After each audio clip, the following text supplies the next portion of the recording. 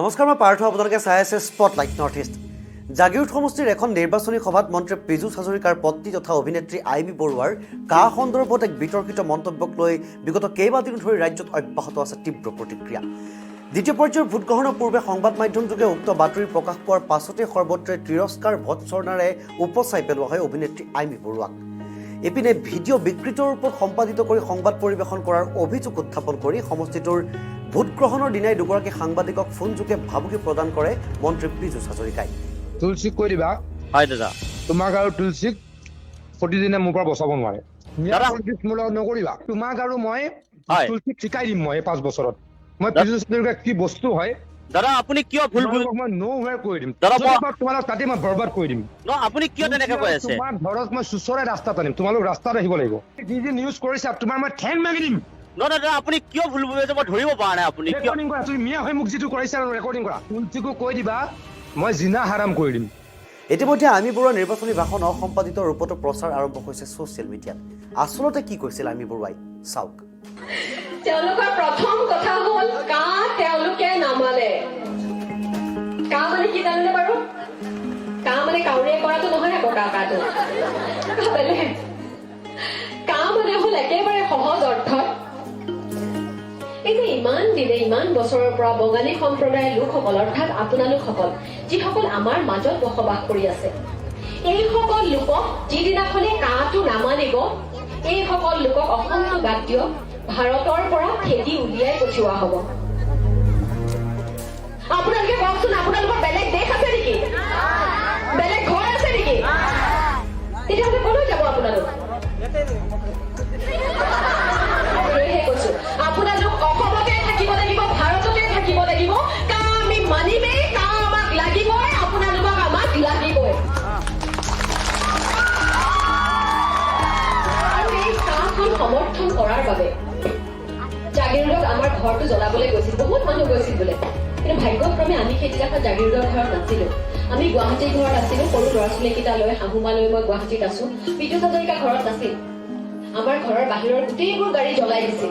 কাৰণ পীযুষ হাজৰিকাই কাক সমৰ্থন কৰিছিল, এই বঙালী সম্প্ৰদায়ৰ লোকসকলক সমৰ্থন কৰিছিল। আৰু তেওঁ সেইদিনাও কৈছিল যে কা আমাক লাগিবই, আৰু আজিও কয় যে কা আমাক লাগিবই। ভাষণটোত আইমী বৰুৱাই স্পষ্ট ভাষাত কৈছে যে যদিহে কা নামানে তেন্তে অসমত বাস কৰি থকা বঙালী সম্প্ৰদায়ৰ লোকসকলক অসম নহয় ভাৰতৰ পৰাই খেদি পঠিওৱা হ'ব। 26 মাৰ্চত একেটা ভাষণৰ ওপৰতে নিৰ্ভৰ কৰি স্পটলাইট নৰ্থ ইষ্টে প্ৰকাশ কৰিছিল এটা বাতৰি। বাতৰিটো স্পষ্টকৈ কোৱা হৈছিল যে স্বপন মণ্ডলে সমষ্টিটোত বঙালীভাষী লোকৰ মাজত সোমাই বিজেপিৰ জয়ৰ অংকত আউল লগোৱাৰ থৰ কাচুটি হেৰুৱাই বাঙালীভাষী ভোটাৰক আকৃষ্ট কৰাৰ বাবে কা নামানিলে বঙালী সম্প্ৰদায়ৰ লোকসকলক অসম নহয় ভাৰতৰ পৰাই খেদি পঠিয়াব বুলি মন্তব্য কৰিছিল আইমী বৰুৱাই। চাওক স্পটলাইটত প্ৰকাশিত বাতৰিটোৰ তৃতীয় অংশ। নাগৰিকত্ব সংশোধনী আইনক লৈ অদ্ভুত মন্তব্য পীযুষ পত্নী আইমীৰ। কা আমাক লাগিবই, কা আমি মানিম।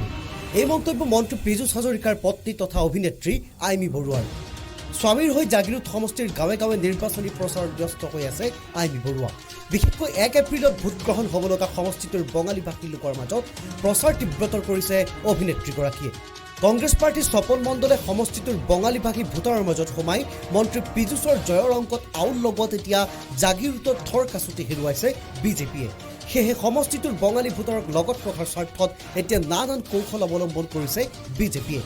তাৰ মাজতেই স্বামীৰ হৈ নিৰ্বাচনী প্ৰচাৰ চলাই কা সন্দৰ্ভত অদ্ভুত মন্তব্যৰে বঙালীভাষী ভোটাৰক আকৰ্ষণৰ চেষ্টা আইমী বৰুৱাৰ।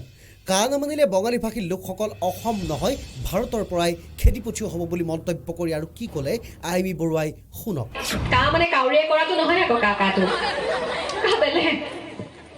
কা মানে হ'ল একেবাৰে সহজ অৰ্থত এই যে ইমান দিনে ইমান বছৰৰ পৰা বঙালী সম্প্ৰদায়ৰ লোকসকল অৰ্থাৎ আপোনালোকসকল যিসকল আমাৰ মাজত বসবাস কৰি আছে, এইসকল লোকক যিদিনাখনে কাটো নামানিব এইসকল লোকক অসমটো বাদ দিয়ক ভাৰতৰ পৰা খেদি উলিয়াই পঠিওৱা হ'ব।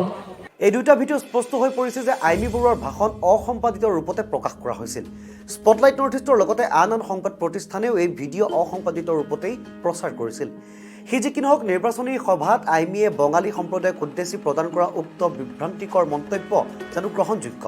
আইমি বৰুৱাই কৈছে যে কা নামানিলে বঙালী সম্প্ৰদায়ৰ লোকসকলক অসম নহয় ভাৰতৰ পৰাই খেদি পঠিওৱা হ'ব।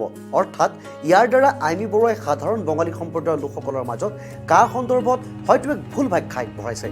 কিয়নো নাগৰিকত্ব সংশোধনী আইনৰ যোগেদি 2014 চনলৈ বাংলাদেশ, পাকিস্তান বা আফগানিস্তানৰ পৰা ভাৰতলৈ অহা হিন্দু, শিখ, বুদ্ধিষ্ট, জৈন, পাৰ্চী আৰু খ্ৰীষ্টিয়ান ধৰ্মৰ যিসকল লোকে ভাৰতীয় নাগৰিকত্ব অদ্যাপি লাভ কৰা নাই তেওঁলোকক নাগৰিকত্ব প্ৰদানৰ কথা কোৱা হৈছে।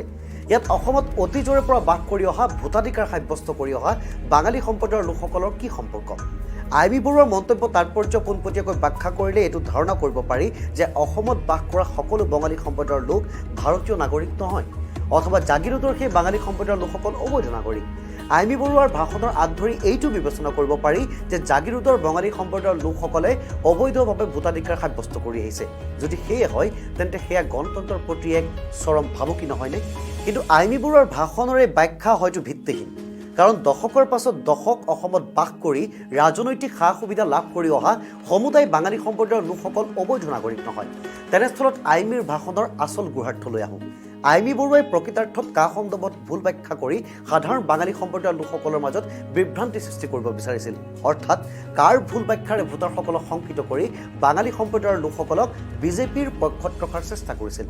অৰ্থাৎ আইমি বৰুৱাই ভোটাৰক বিভ্ৰান্ত কৰি এক নিশ্চিত অপৰাধ কৰিছে বুলিও বহুতে ক'ব খোজে। নিৰ্বাচন আয়োগৰ নীতি অনুসৰি কোনো দল বা প্ৰাৰ্থীয়ে ভোটাৰক শংকিত কৰি বা ভয় ভাবুকিৰে সমৰ্থন বা ভোট আদায় কৰিব নোৱাৰে। তেনে কৰিলে সেই প্ৰাৰ্থী বা দলৰ বিৰুদ্ধে নিৰ্বাচন আয়োগে ব্যৱস্থা গ্ৰহণ কৰিব পাৰে বা কৰা উচিত। তেনেস্থলত এই বিশেষ সম্প্ৰদায়ক এখন আইনৰ ভুল ব্যাখ্যাৰে শংকিত কৰি সমৰ্থন আদায়ৰ চেষ্টা কৰা আইমি বৰুৱা বা পীযুষ হাজৰিকাৰ আইনৰ আওতাত পৰিব নালাগেনে? সমান্তৰালভাৱে এই বিষয়টোক লৈ সোচ্চাৰ হ'ব লাগে দল সংগঠনবোৰো। কিয় নহয় বা কিয় নহ'ল সেয়া পানীৰ তলৰ কাইট। ইতিমধ্যে বহুতে ধাৰণা কৰিছে যে অনিচ্ছাকৃতভাৱে বা ৰাজনৈতিক ক্ষেত্ৰত পৰিপক্কতাৰ অভাৱত আইমি বৰুৱাই অসচেতনভাৱে সেই মন্তব্য কৰিছে। তদুপৰি আইমি বৰুৱা ৰাজনৈতিক ক্ষেত্ৰৰ লগত জড়িত নহয় বাবেই তেওঁৰ কথাবোৰ খুব তৰল হোৱা বুলি বহুতেই ক'ব খোজে। কিন্তু এনেবোৰ অজুহাতেৰে যেন আইমি বৰুৱাক এটা অতি বিতৰ্কিত বক্তব্য আগবঢ়োৱাৰ ক্ষেত্ৰত ক্লিন চিট দিব পাৰি। তদুপৰি ৰাজ্যৰ সাংস্কৃতিক ক্ষেত্ৰৰে জড়িত এগৰাকী দায়িত্বশীল শিল্পী অথবা এগৰাকী দায়িত্বশীল মন্ত্ৰীৰ হৈ প্ৰচাৰত নমা এগৰাকী প্ৰচাৰকক অতি স্পৰ্শকাতৰ বিষয়ত অতি তৰল মন্তব্য কৰাৰ বাবে সমালোচনা কৰা নহ'ব কিয়? কেৱল আইমি বৰুৱাৰ বাবেই নে মন্ত্ৰীপত্ৰীৰ বাবেই? ইতিমধ্যে পীযুষ হাজৰিকাই দুগৰাকীকৈ সাংবাদিকক বিভিন্ন ভাবুকি দিছে, তাক লৈ প্ৰতিক্ৰিয়া হৈছে। ৰাজ্যৰ অধিকাংশ সাংবাদিকে ইয়াৰ প্ৰতিবাদ কৰিছে। ইয়াৰ মাজতে একাংশ সংবাদ মাধ্যমে আইমি বৰুৱাৰ ভাষণৰ ফেক্ট চেক কৰিছে। ফেক্ট চেক কৰি কৈছে যে আইমিৰ ভাষণৰ বিকৃতকৰণ হৈছিল। কোৱা হৈছে যে আইমি বৰুৱাই বাঙালী সম্প্ৰদায়ক উদ্দেশ্য কৰিহে কথাখিনি কৈছিল। কিন্তু সচেতন সংবাদ প্ৰতিষ্ঠানসমূহ আৰম্ভণিৰ দিনাৰ পৰা কৈ আহিছে যে আইমি বৰুৱাই কা নামানিলে বঙালী সম্প্ৰদায়ৰ লোকসকলক খেদি পঠিওৱা হ'ব বুলি কৈছিল। তেনেস্থলত ইয়াত ফেক্ট চেকিঙৰ প্ৰয়োজন ক'ত? তদুপৰি এয়া যেন প্ৰকৃতাৰ্থত ফেক্ট চেক। আইমি বৰুৱাই কা নমনা লোকসকলক অসম ভাৰতৰ পৰা খেদাৰ কথা কোৱা নাই। কা নামানিলে বঙালী সম্প্ৰদায়ৰ লোকসকলক অসম বা ভাৰতৰ পৰা খেদি পঠিওৱা হ'ব বুলি কৈছে। এটা বিশেষ সম্প্ৰদায়ক টাৰ্গেট কৰি নিৰ্বাচনী সভাত হকে বিহকে কথা কোৱা আইমি বৰুৱাক হয়তো ক্লিন চিট দিব নোৱাৰি, দিয়াটো যুক্তিসংগত নহয়। আৰু এয়া আছিল আমাৰ স্পটলাইট নৰ্থ ইষ্টৰ ফেক্ট চেকিং। বাতৰি আমাৰ, বিচাৰ আপোনাৰ। ধন্যবাদ।